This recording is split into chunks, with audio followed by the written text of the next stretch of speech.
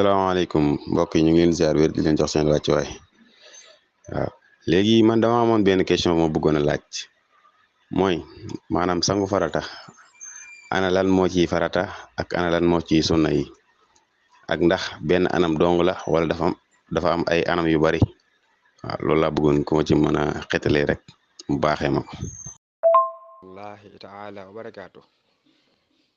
waaw sangaayal farata de ci mazhabul malik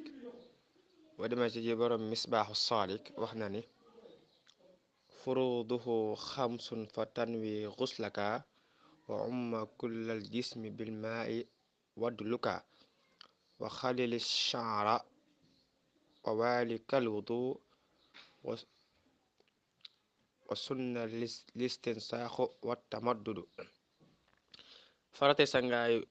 faratay sangaay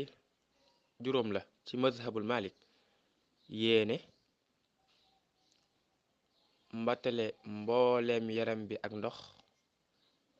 bombu yaram bi yépp ak xalil sha'ru bi maanaam sa kawar nga dégg ci soxna yi faral di lettu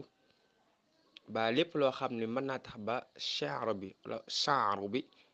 kawar gi doo ko mën a xalil loolee lay tax nga bàyyi farata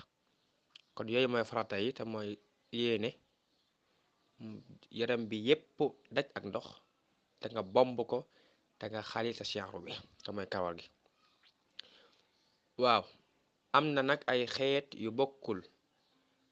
am na lu ñuy tuddee al xuslu al tafsili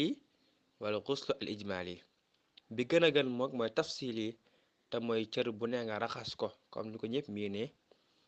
fekkee na koo xam ni xañ na mënu ko mën naa yéene tooyal yaram bi yépp ak ndox bomb moo tax ci mazhab Malik dagan na sangoo ci dex sangoo ci géej ndax sangaari faatu gu mujj bi wallahu taala alam